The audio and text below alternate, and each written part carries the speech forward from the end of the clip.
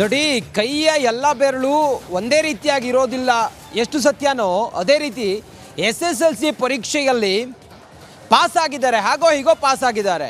ಆದರೆ ಈ ಖಾಸಗಿ ಕಾಲೇಜುಗಳ ಆಟೋಟೋಪ ಹೆಂಗಿದೆ ಅಂತ ಹೇಳಿದರೆ 95% ಮಾರ್ಕ್ಸ್ ಪಡ್ಕೊಂಡ್ರೆ ಮಾತ್ರ ಅಡ್ಮಿಷನ್ ಕೊಡ್ತೀವಿ, ಇಲ್ಲದೆ ಹೋದರೆ ನಾವು ಅಡ್ಮಿಷನನ್ನು ಕೊಡೋದಿಲ್ಲ ಅನ್ನೋ ಒಂದು ನಿರ್ಧಾರಕ್ಕೆ ಬಂದಿದ್ದಾರೆ.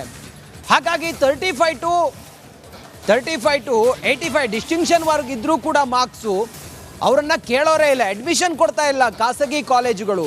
ಹೀಗಾಗಿ ಪೋಷಕರು ಮತ್ತು ಮಕ್ಕಳು ಕಂಗಾಲಾಗಿ ಹೋಗಿದ್ದಾರೆ.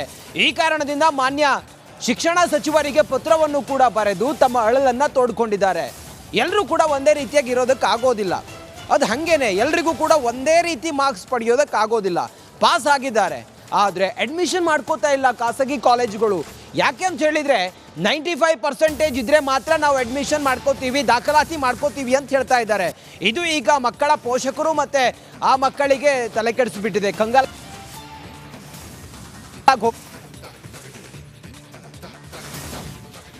ನಮ್ಮ ಜೊತೆ ಈಗ ವಿಧಾನ ಪರಿಷತ್ ಸಭಾಪತಿ ಬಸವರಾಜ ಹೊರಟ್ಟಿ ಸರ್ ಇದ್ದಾರೆ, ಬನ್ನಿ ಮಾತಾಡ್ಸೋಣ. ಸರ್, ಸ್ಕೂಲ್ಗಳ ವಿಚಾರವಾಗಿ 10ನೇ ಕ್ಲಾಸ್ ಪರೀಕ್ಷೆ ಮುಗಿದಾಗಿದೆ, ರಿಸಲ್ಟ್ ಸಹ ಬಂದಿದೆ, ಬಟ್ ಕಡಿಮೆ ಅಂಕ ಪಡೆದವರಿಗೆ ಸೀಟ್ ಸಿಗ್ತಿಲ್ಲ. ನೀವು ಸಹ ಶಿಕ್ಷಣ ಸಚಿವರಿಗೆ ಒಂದು ಪತ್ರ ಬರೆದಿರಿ ಸರ್, ಏನಂತ ಒತ್ತಾಯ ಮಾಡ್ತೀರಿ ಸರ್ ಅಂತವ್ರಿಗೆ, ಮನವಿ ಮಾಡ್ತೀರಂತ? ನಾನು ಶಿಕ್ಷಣ ಮಂತ್ರಿಯಾಗಿ ಕೆಲಸ ಮಾಡಿದ್ದರಿಂದ ಇದ್ರ ಬಗ್ಗೆ ನನ್ನ ಕಡೆ ಮಾಹಿತಿ ಇದೆ. ಎಲ್ಲಿ ಲ್ಯಾಬ್ಸ್ ಹಾಕವ ಅನ್ನೋದನ್ನು ನಾನು ಭಾಳ ಹುಡುಕಿ ತೆಗೆದೀನಿ. ಹೈಸ್ಕೂಲಲ್ಲಿ ಏನು ಹೇಳ್ತಾರಂದ್ರೆ, ಪ್ರೈಮರಿಯಲ್ಲಿ ಮಕ್ಕಳು ಏನೂ ಬರೋಂಗಿಲ್ಲ, ಬಂದುಬಿಡ್ತಾರೆ ಅಂತ ಹೇಳ್ತಾರೆ. ಅದಕ್ಕೆ 5 ಮತ್ತು 7ನೇ ಇದಕ್ಕೆ ಎಕ್ಸಾಮ್ ಇಡಬೇಕಂತ ಒಂದು ಸಲಹೆಯನ್ನು ಕೊಟ್ಟಿದ್ದೆ. ಎಕ್ಸಾಮ್ ಇಟ್ಟರು, ಖಾಸಗಿ ಅವರು ಕೋರ್ಟಿಗೆ ಹೋದರು. ಕೋರ್ಟಿಗೆ ಹೋದ ನಂತರ ಹೈಕೋರ್ಟು, ಸುಪ್ರೀಂ ಕೋರ್ಟ್ಗಳೆಲ್ಲ ಈಗ ನೀವು ರಿಸಲ್ಟ್ ಡಿಕ್ಲೇರ್ ಮಾಡಬೇಡಿ, ನಾವು ತಿಳಿಸ್ತು ಅಂತೇಳಿ matter is pending before the court. ಇವರೇನಂತ ನಡಿ ಈಗ ಶುರು ಮಾಡೋಣ.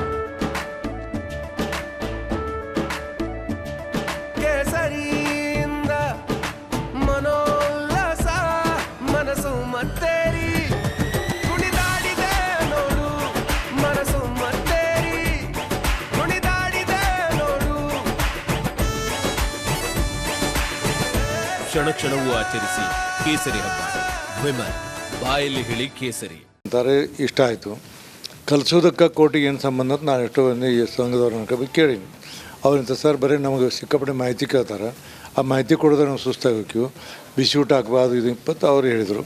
ಈಗ ಒಬ್ಬರ ಮೇಲೆ ಒಬ್ಬರು ಹಾಕ್ತಾರೆ. ಅದೇನೇ ಇರಲಿ, ಕೊನೆಗೆ ನಾನು 3 ವರ್ಷ ಮಟ್ಟ ಹೈಸ್ಕೂಲ್ ಬರ್ತಿದ್ದೆ. ಬಂದಾಗ ಏನು ಪರಿಸ್ಥಿತಿ ಅಂತಂದ್ರೆ, ಇವರು ಎಲ್ಲರೂ ಒಂದು ಪದ್ಧತಿ ಏನಿದೆ, ಎಲ್ಲರೂ ಕೂಡಿ ಪ್ರತಿಯೊಬ್ಬರಿಗೆ ಕ್ಲಾಸ್ ತೊಗೊಂಡು ಯಾವ ವೀಕ್ ಅದಾವೆ, ಯಾವ ವೀಕ್ ಇಲ್ಲ, ಹುಡುಕಿ ಅವನ್ನೆಲ್ಲ ಮಾಡಬೇಕು.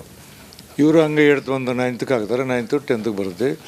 ಅವ್ರು 10th ಎಕ್ಸಾಮ್ ಕುಂತಾಗ ಕಾಪಿ ಮಾಡೋದು ಅಂಥವು ರಿಸಲ್ಟ್ ಇಷ್ಟು. ಇನ್ನೊಂದು ಕೆಟ್ಟ ಸಂಪ್ರದಾಯ, 100ಕ್ಕೆ ನೀವು 70-80% ರಿಸಲ್ಟ್ ಮಾಡಲೇಬೇಕು ಅಂತ ಹೇಳ್ತಾರೆ.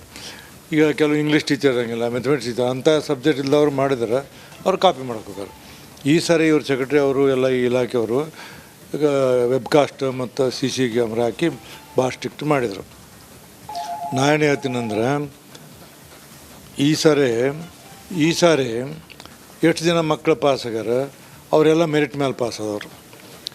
ಇವರು ಏನಂದ್ರೆ, ಈಗ ಏನು ಗ್ರೇಸ್ ಮಾರ್ಕ್ಸ್ ಕೊಟ್ಟಿದ್ದ ಒಂದು ಹುಡುಗಿ 12 ಮಾರ್ಕ್ಸ್ ತೊಗೊಂಡಾಕಿ ಪಾಸ್ ಆಗ್ಯಾರ ಎಲ್ಲಕ್ಕೂ. ಈ ಥರ ಪದ್ಧತಿಯಲ್ಲಿ ಹೋಗ್ತೈತಿ. ಎಕ್ಸಾಮಲ್ಲಿ ಪರೀಕ್ಷೆ ಆಯ್ತು ಏನಾಯ್ತು, ಮುಂದೆ ಇವ್ರೇನು ಕಲಿತಾರೆ. ಅದಕ್ಕೆ ನಾನು ಹೇಳಿದೆ, ಸೆಕ್ರೆಟರಿ ಅವ್ರಿಗೆ ಮಾತಾಡಿದೆ ನಾನು, ಈ ಪದ್ಧತಿಯನ್ನು ಮುಂದುವರಿಸ್ರಿ, 2 ವರ್ಷ 3 ವರ್ಷ ರೂಢಿ ಬಿದ್ದುಬಿಡ್ತೈತಿ, ಆವಾಗ ನಿಜವಾದಂಥ ಶಿಕ್ಷಣ ಕೊಟ್ಟಂಗೆ ಆಗುತ್ತೆ. ಇದೇ ಪದ್ಧತಿಯನ್ನು ಮುಂದುವರಿಸ್ರಿ ಅಂತ ನಾನು ಹೇಳಿದೆ. ಅದಕ್ಕೆ ಅವರು ಎಲ್ಲ ಭಾಳ ನಮ್ಮ ಪ್ರೆಷರ್ ಬರ್ತೈತಿ ಅದು ಇದು ಅಂತ ಹೇಳಿದ್ರು. ಗ್ರೇಸ್ ಮಾರ್ಕ್ಸ್ ಕೊಟ್ಟರೆ ಹುಡುಗರಿಗೆ ಏನಾಗುತ್ತೆ ಅಂದ್ರೆ, ಎಲ್ಲೂ ನಮ್ಮನ್ನು ಫೇಲ್ ಮಾಡೋಂಗಿಲ್ಲ ಅಂತ ಒಂದು. ಗ್ರೇಸ್ ಮಾರ್ಕ್ಸ್ ಕೊಟ್ಟರೆ ಆ ಗ್ರೇಸ್ ಮಾರ್ಕ್ಸನ್ನು ಏನೊಂದು ದುರುಪಯೋಗ ಹಂಗೆ ಮಾಡ್ಕೋತಾರೆ. ಇದು ಒಟ್ಟಿನ ಮೇಲೆ 25 ಮಾರ್ಕ್ಸ್ ಗ್ರೇಸ್ ಕೊಡುವಂಥದ್ದು ಎಲ್ಲೂ ನಾನಂತೂ ನೋಡಿಲ್ಲ, ಮತ್ತು ಪದ್ಧತಿ ಅಲ್ಲ, ಸರಿಯಲ್ಲ, ಕೊಡಬಾರ್ದು. ಇದಿಷ್ಟು ವಿಧಾನ ಪರಿಷತ್ ಸಭಾಪತಿ ಬಸವರಾಜ ಹೊರಟ್ಟಿ ಅವರ ಮಾತಾಯಿತು. ಕ್ಯಾಮ್ರಾ ಪರ್ಸನ್ ಮಧು ಜೊತೆ ವೀರೇಶ್, ರಿಪಬ್ಲಿಕ್ ಕನ್ನಡ, ಬೆಂಗಳೂರು. ದೇಶದ ಅತಿ ದೊಡ್ಡ ನೆಟ್ವರ್ಕ್ನಿಂದ ಮೆಗಾ ಕವರೇಜ್. ದೇಶದ ಮತದಾರನ ಆದೇಶ NDAಗ ಇಂಡಿ ಒಕ್ಕೂಟಕ್ಕ. ಲೋಕ ಅಖಾಡದಲ್ಲಿ ಗೆಲ್ಲೋದ್ಯಾರು, ಸೋಲೋದ್ಯಾರು. ಕರುನಾಡಿನ 28 ಕ್ಷೇತ್ರಗಳ ನಿಖರ ಫಲಿತಾಂಶ. ಫಾಸ್ಟ್ ರಿಸಲ್ಟ್, ಪಕ್ಕಾ result. 1 election team, number 1 network, number 1 coverage